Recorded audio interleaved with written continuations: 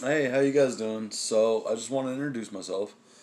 My name's John. I've been fishing since I was little. It was something when I was young, me and my dad used to do, and then parents separated, stuff like that. And whenever I reunited with my dad, he didn't really fish a whole lot.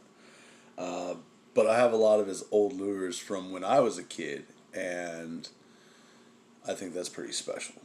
So, I wanted to kind of start a fishing channel.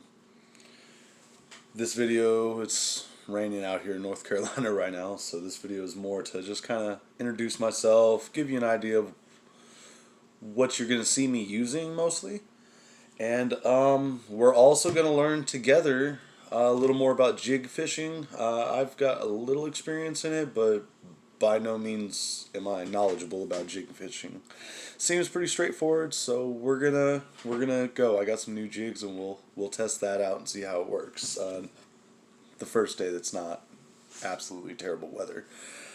I am gonna try to make this PG-13 kind of. That way, the younger generation can look at these videos and be like, "Hey." So let's get into the tackle box and show you what we got. So, firstly, I've always loved spinnerbait. I love a good rooster tail. My favorite one's actually a silver one or a white one, and they have it in various sizes. Rooster tails is just an awesome spinner. As far as spoons and stuff, I've always liked the Castmaster. The older ones have a little, like a keychain thingamajig, a small one, I forget what they're called, at the end, and I kind of miss that, just a little easier to tie on and stuff.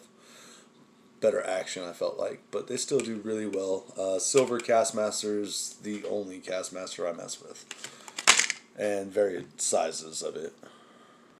Now with the jigs, I went out and got some of these. Let's see, how's this open?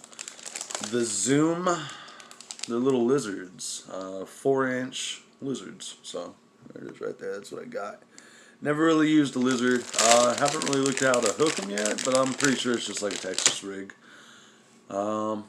Pretty small little fellas right there. We'll go over that whenever I actually get to the water. I don't want to hook them up without, you know. And we got some Yum crawfish, so that'll be pretty cool. As you can see, I mean, I've used various jigs in the past. I got them in the box all rigged up. That one's caught me a few. It needs to be reworked. That's not the best, but that's how I typically rig a jig, unless I'm in a lot of weeds. So, he would go like that and do his thing. Let's see what these crawfish look like. There we go. It's got a pretty color. I could imagine it's got good action. If I'm not mistaken, which, like I said, we'll get into it more whenever we're actually on the water. You just come in through here and Texas rig it up through the top and pull them like that. Fish like it real slow, I guess, especially if the water's cold, from my understanding. And definitely feel free to leave any tips for jig fishing in the comments, because I will read and respond to all of you.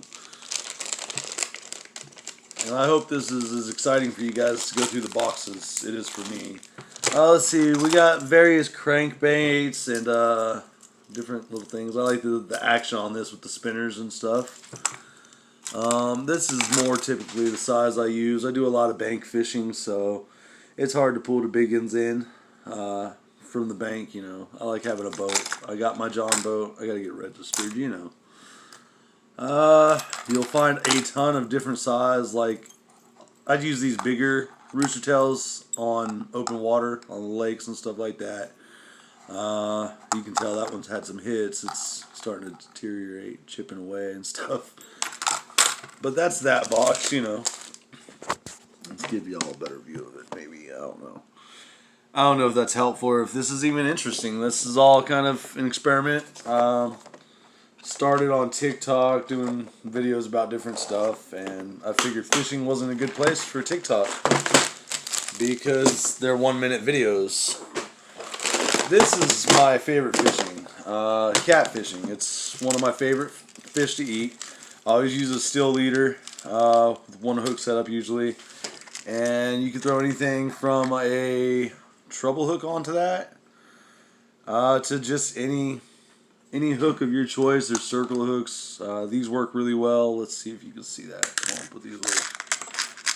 You guys are going to see me hook myself. I'm nervous, man. It's my first video. Don't judge me. That's typically the size I go for whenever I catfish. When I'm fishing or hunting, guys, I think it's extremely important that everybody realizes this. Nobody should ever be fishing or hunting purely for sport. Yeah, I get it. You get a big bass, you know, you want to mount it, put it on a wall, but what's the purpose of taking that creature's life? Unless you're going to eat it, you know, we should try not to kill it. So you'll see me do a lot of catch and release, because if it's not a fish we're really into eating here at the house, we're just going to let it go to live another day and get a good picture of it, enjoy the fight. You know, I'm not trying to like meaninglessly take something's life away. And that's something a lot of hunters forget. Where I'm at, actually, there's a dirt road, and numerous times I've found deer with just their head off, man. And I'm like, well, damn, there's places you could take it, and they would donate the meat. So I want to try to normalize hunting and fishing, but it needs to be sustainable. You know, if you're doing it purely for sport, man, either donate the meat that could be donated, or, I mean, just do better is all it is, you know. But we'll get off that subject. Let's get into this. This is one of my dad's old rooster tails. It's gold and black spots, single hook. We've caught some stuff. You'll see me use some of my dad's stuff every now and then, but I'm always scared to lose his stuff. You know, he's not with me anymore. Some of this tackle is tackle I took out of his box and never took back or put back, and some is just from his box whenever he passed. Here's two more really cool rooster tails. I like the yellow and black. He used to really enjoy it, but we always swear by a white rooster tail. There'll be plenty in here. And this is the typical size Castmaster I'd be throwing out. There's our little ring that I'm talking about, which I know you can buy those and put them on anything. But that's typically the size of Castmaster I'm going to go for, guys. This one might be a Castmaster brand, but really this style lure, the shape, color, and size is what's important. Although I don't remember ever not buying a Castmaster brand one, because, I don't know, loyalty, I guess? Sponsor me! No, sorry. Hold on, here's some more of my dad's old rooster tails. I love rooster tails. These have been a staple in our tackle box for generations now, I'm sure. We'd get all the different colors and stuff. Let's see, this is a neat one. That's another single hook, I believe. They're all hooked together. I need a bigger tackle box, guys. Oh. Let's see, here we go. So we got a green speckle. Well, a green with gold speckle. Gold lure part. Single hook, fuzz. Very pretty, man. I think I would use that in clear water, you know, first thing in the morning, I think. We'll see. That's all guesstimations anytime you go fishing. You guys know. But back to catfishing. Sorry. I always use a 1 ounce weight where I'm at. Never anything more. And I love the pyramid weights. Cool thing about these little bells, you know, they help. You're not always paying attention. You know how catfishing goes, guys. But you get these ones with little holes that fit these glow sticks. And not only do you have the bell, but you have the little light that you'll see dancing around. You guys will see that, because I'll definitely take y'all catfishing. I love catfishing. That's, like I said, that's our primary fish that we eat from fresh water. Let's see what else we got in these boxes. It's going to be a lot of spinner baits and stuff. I guess we'll show you the box. Don't mind the dirty floor. Haha. You know, that's the tackle box I'm rocking right now. They're pretty decent, but seems like I always need bigger. Alright, let's see what else we can find.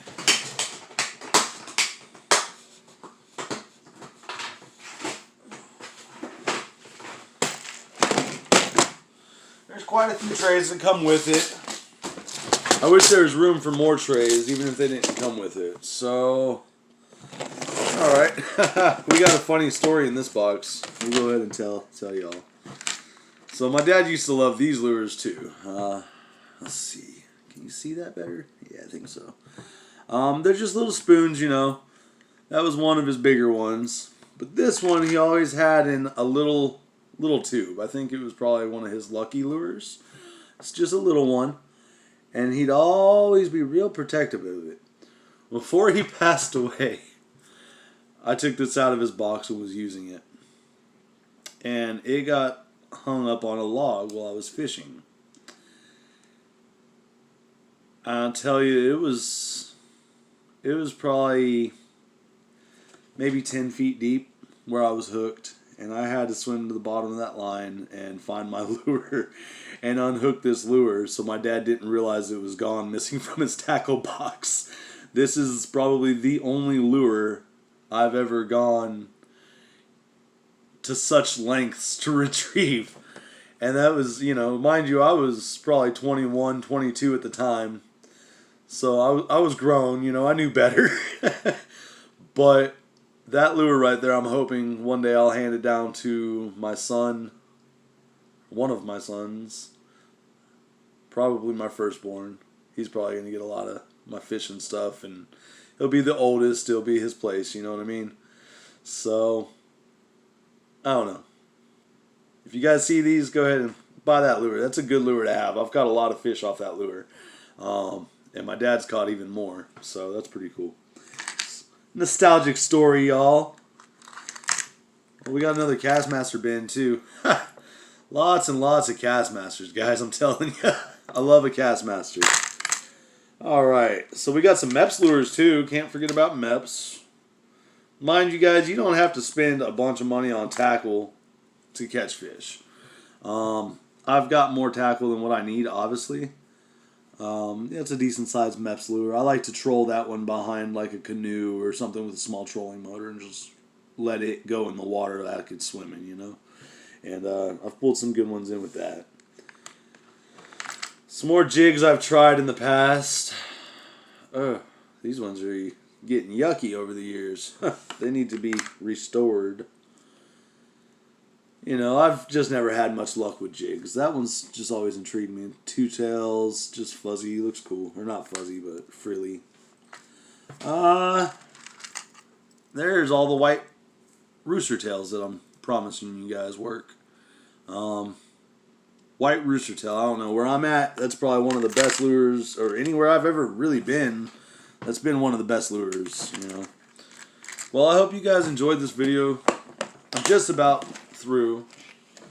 I looked up and saw I didn't go over hooks and stuff. I gotta, you know, you gotta have a plethora of hook. The bigger the hook, the bigger the fish is what they say. But I like doing trout lines, just running lines off of trees on the bank and stuff.